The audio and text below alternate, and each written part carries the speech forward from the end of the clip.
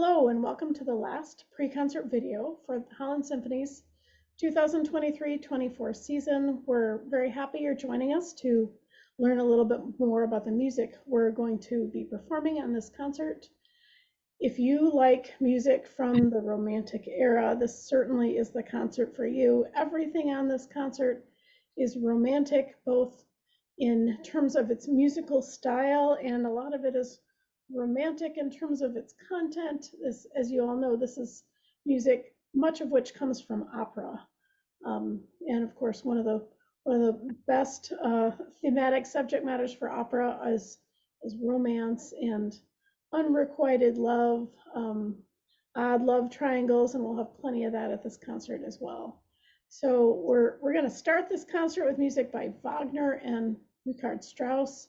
I'm going to let Johannes start talking about that. He knows much more about this era of music than I do.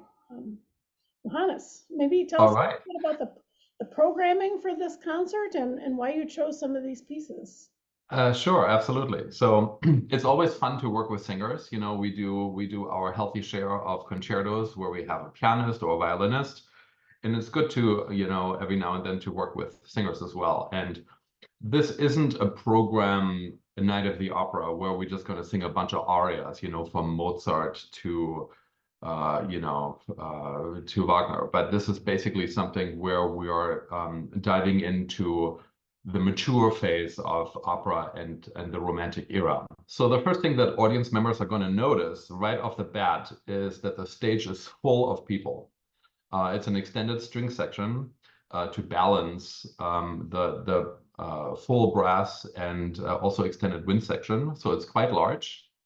And like you said, we are starting off with Wagner, the overture, or as you would call it, prelude to Die Meistersinger, the Master Singers. It's not a long overture, 9 minutes, I think. And you may know as Wagner as a kind of a controversial figure, but also super influential. Born in Leipzig, Germany, only about an hour from where I was born. I come from Wittenberg between Berlin and Leipzig. So my brother studied in Leipzig, took trumpet lessons there. So we're very familiar with that place.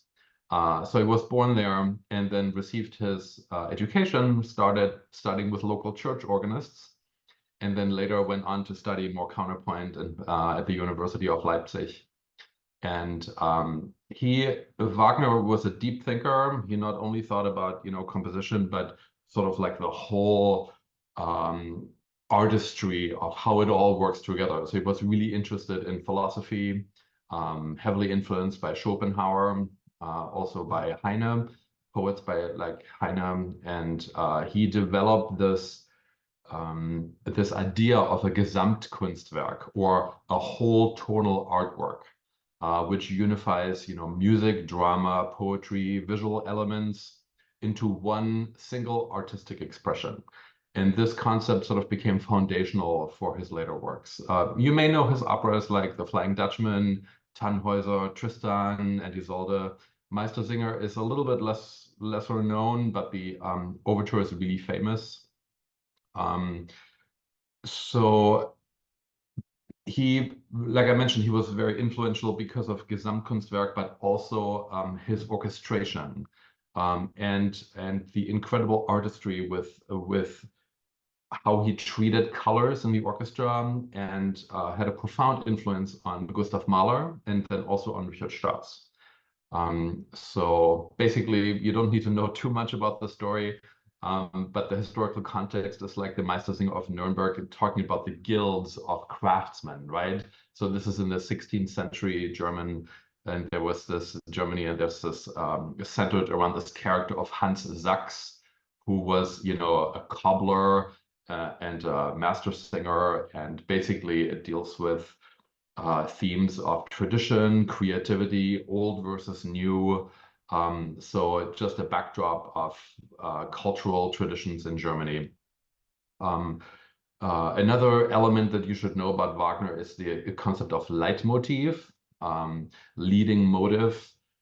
Basically, it weaves together musical ideas from exuberant celebrations to love themes, What's really interesting later in the Ring cycle, his most elaborate creation, the orchestra is not just accompanying singers, but takes on a character of its own, right? It's its own being. So sometimes you hear a singer sing something that makes sense, but the orchestra has sort of a theme of something else, like the betrayal theme, right? So even though you hear somebody singing about something that they're going to do that seems pretty righteous, you hear the betrayal in the orchestra, so there's a more, it's multi-dimensional, and the orchestra really is an integral part of the fabric.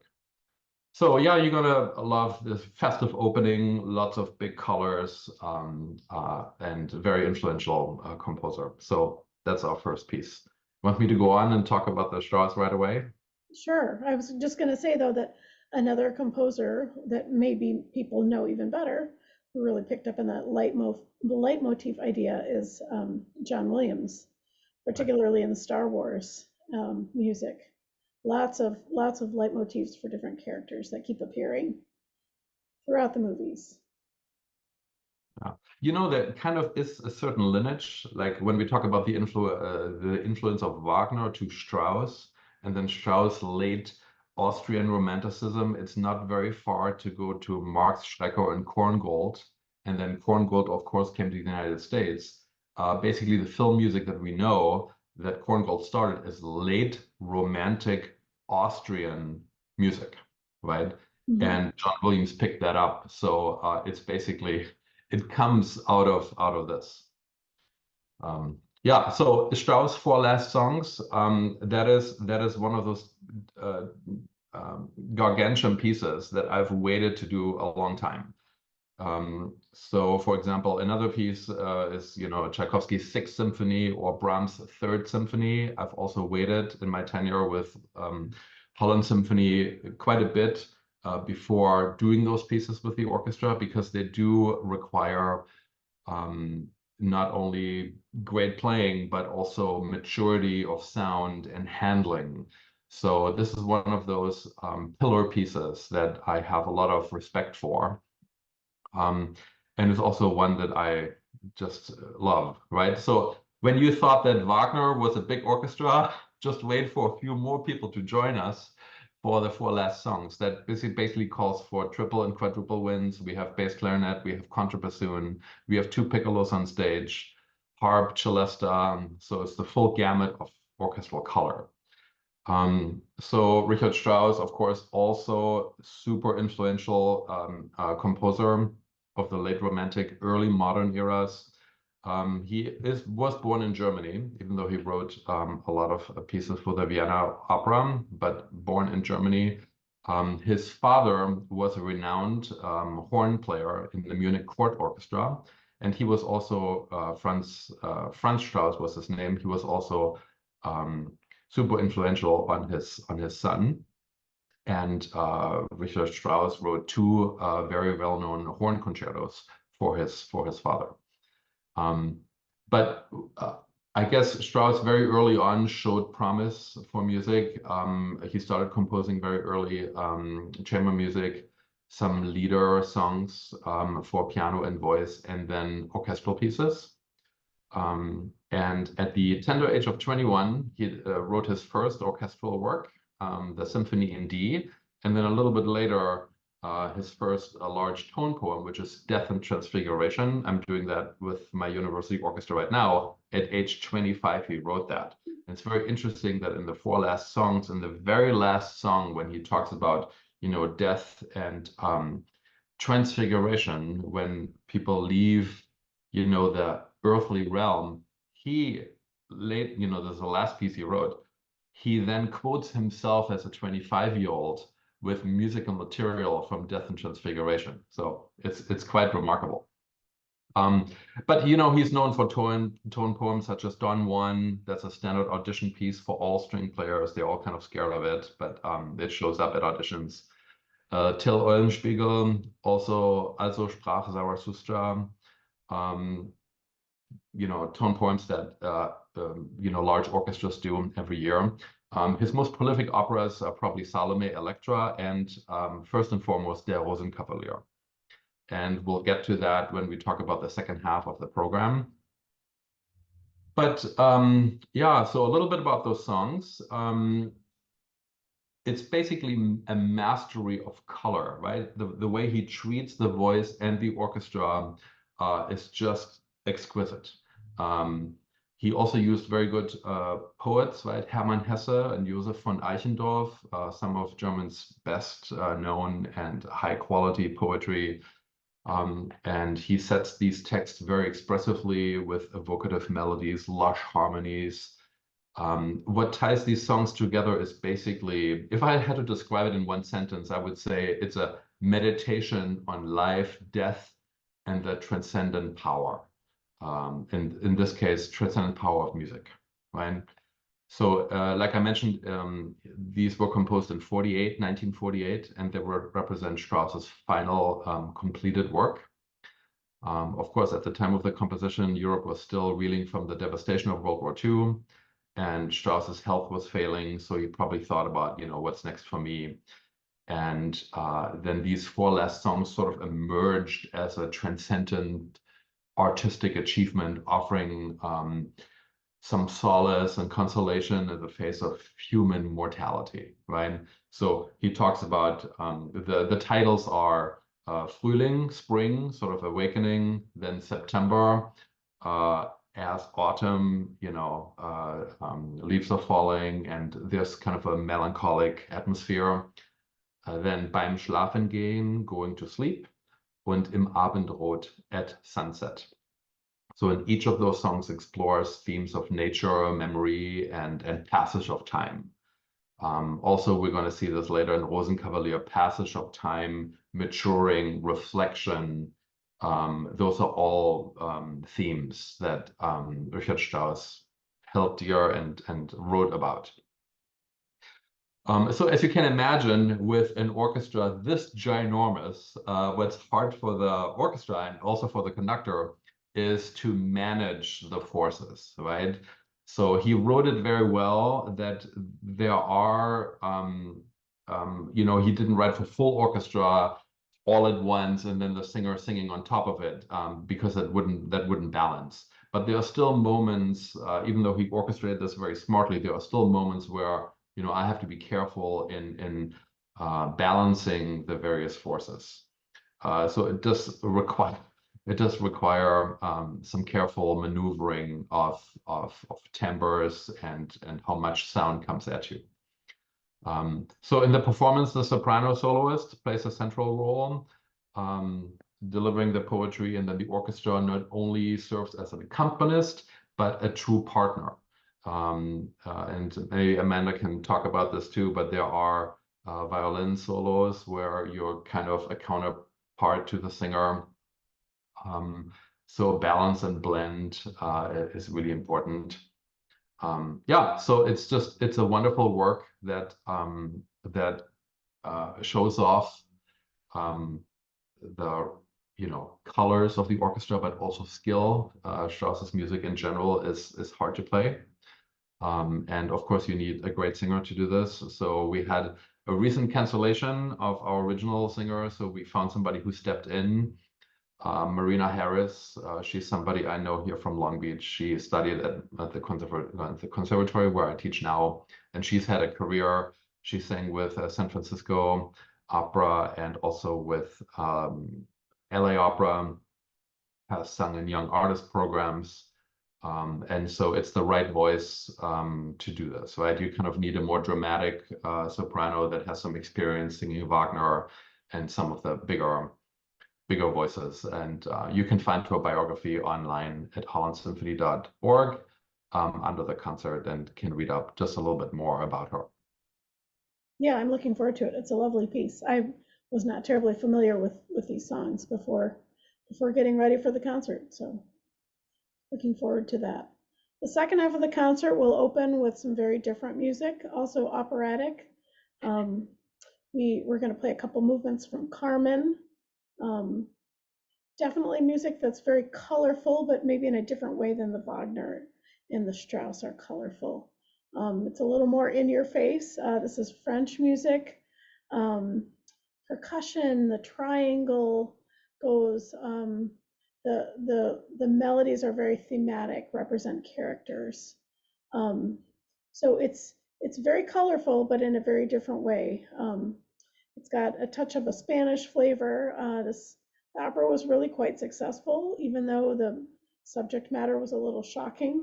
We had, you've got the nice couple who are in love, and then you've got this questionable character, Carmen, who works in a cigarette factory and seduces the guy who finally, goes after her, and then Carmen gets bored and, wants to move on, and, sort of the love triangle, um, and gone beyond a triangle. So it was a little bit shocking subject matter when it opened, but very well received ultimately. And those melodies are some of the best known melodies in classical music today. So that'll be a fun change of pace from all the heavy German and Austrian music. After that, another piece that perhaps nobody knows. I didn't know this piece either. A Little Air for Strings by Arthur Foote. And Arthur Foote is an American composer from Boston, uh, a member of what's known as the New England, or the second New England school of composers. Um, really one of the first composers, basically totally trained in the US. And his movement was really, he loved Wagner. That's probably why Johannes programmed this piece. He loved Wagner and Brahms and loved some of those late Romantic composers, but he and the other New England composers tried to find a way to bring that lush Romantic color, and give it an American voice. So when you listen to this, if you didn't know the composer, you might have a hard time naming where it comes from. It's not quite in the same category as Barber's Adagio for strings. It's not that dark. It's got a touch of melancholy, but it's generally it spends a little more time in major keys. But it definitely sounds like it could have come from the continent. But it reflects some of the great string music and slow movements from string serenades from the continent. I don't know that you'd pick it out as an American piece. It sounds like a lot of other wonderful Romantic music. Simpler in texture than anything else on the program, simply because it's strings. But it's sort of, we see this as a nice chance to sort of catch your breath, as an audience before we launch into the other big late Romantic piece, the suite from Der Rosenkavalier. I'm going to kick it back to Johannes. Yeah, so one interesting tidbit about Foote, Arthur Foote, is that he was one of the co-founders of the American Guild of Organists. Oh yes, I I didn't, forgot that. yeah, I didn't know that either. He in Germany studied with Josef Reinberger, who was also, big in the same groove as Wagner. So yeah, a little bit about the Rosenkavalier and the general programming. The reason why the Bizet and the Foote is there is I knew I wanted to do the four last songs, but they're only 20 minutes, right? That isn't a full concert program. And what to program with Strauss when you have a large orchestra, right? This is hard. And if you go to the LA Phil, they play Strauss all the time. So audiences know what they're getting. But in Holland, we're still kind of developing some of these more extended repertoire pieces that we haven't done. And I know from my parents, for example, who are not huge Richard Strauss fans like me, they can only take in so much before they get overwhelmed. They like Bach and they like Mozart, but the complexity of Strauss really overwhelms them quickly. So I was thinking that's why the Bizet, which is a little bit more diatonic, and also the Foote, just taking a break from this large orchestration, going to strings only, provides some reprieve from all of what's going on, right? And so it's kind of like a little palate cleanser, and it also rounds out the time a little bit more, so it becomes a full program. So I hope that this experiment in programming will work, and that people will enjoy the back and forth, right? So Rosenkavalier, of course, I mentioned is Richard Strauss's most famous opera. And that's the one piece he's known for, right? If you had to name one piece by Strauss, the opera realm, it's definitely Der Rosenkavalier. Rose, is rose, and Cavalier is cavalier, so the Cavalier of the Rose. Also similar to Bizet, little scandalous, right? So you have the young Octavian, who is usually sung by a woman, a mezzo, supposedly a younger man with a lot of potency. And then you have Sophie, who is this wonderful young girl who is supposed to be married off. And then Octavian has an affair with a marshal and a much older married woman, right? And so there is a little triangle there, right? And you also have Baron von Ochs, who is this sort of middle-aged plus man who really wants to get involved with Sophie, who is like 30 years younger, right? And so there's a lot going on. Um, so basically, the suite pulls together. Um, it condenses the essence, basically, of Der Rosenkavalier into a series of lushly orchestrated vignettes, right, capturing the charm and emotional depth, basically, of the work. So you start kind of with an introduction, which is how it opens, majestic introduction, of orchestration, rich harmony. We're right back into where we were before on the first half with Wagner and Strauss. So we're going right back to that setting. But then it sort of goes away from this rich, sort of bombastic sound to the presentation of the rose, which actually appears twice. So this is where Octavian presents the rose to young Sophie, and the two click right away. So it's interesting because Octavian is sung by a mezzo, and then Sophie is a soprano. So you have these two women. One is supposed to be a boy. Yeah, so that's just how it goes. Pants rolls, these are called. And so there's this tender beauty as the rose is presented, and there's harp arpeggios and lyrical woodwinds, and so it's very romantic and sort of lush and elusive. Then, of course, you have waltz sequences. Vienna is the place for waltzes, right? Lilting rhythms, graceful melodies, and sort of sparkly orchestration, grandeur of aristocratic society in 18th century Vienna. So you got a couple moments where you sort of have this elaborate waltz, and then you get a little bit of that rose theme back, and then at the very end you get the music from the final trio. So this is where the Marschallin, the more mature married woman who has an affair with Octavian, she reflects on her age, right? Here's the theme again, age and transcendence. And she lets Octavian go because Octavian really deserves somebody younger. She can't just, as a cougar, sort of hold this young man, portrayed by mezzo soprano.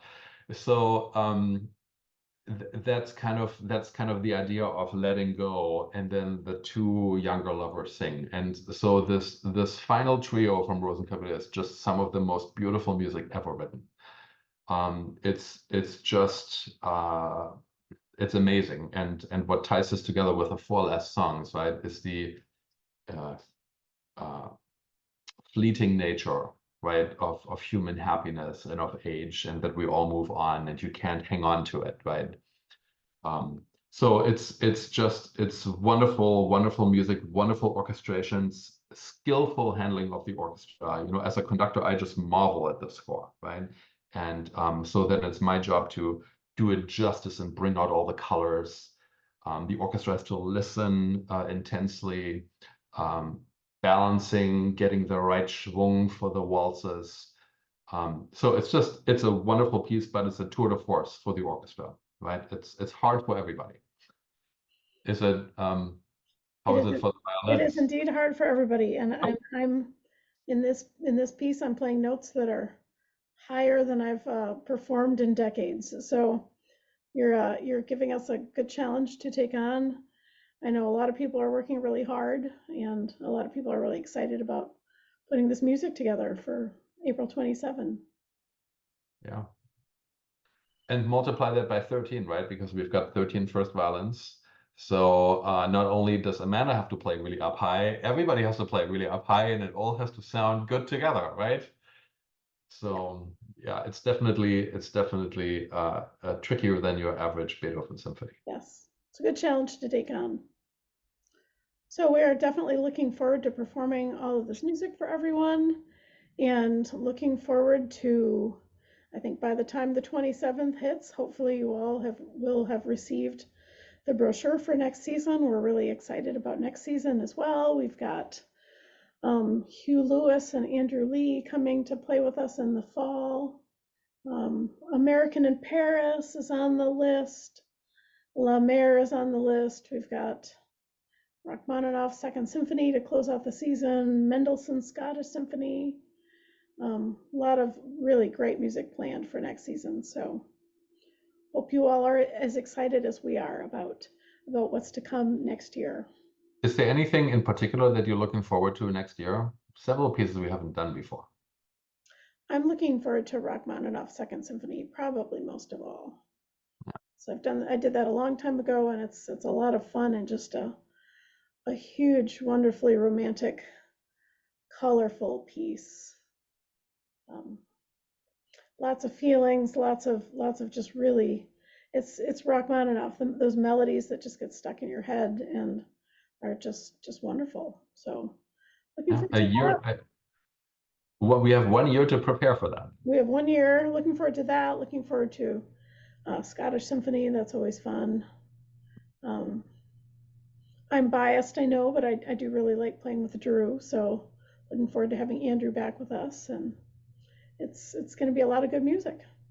And for all of you still listening, our final concert is going to start with a piece that we haven't decided yet because we're going to let the audience decide. So we'll have some ways in the fall where you can vote for your favorite, and hopefully your favorite will be the winner. Yeah. Thank you all for watching. We look forward to seeing you on the 27th and in the concerts to come in the future. Thank you.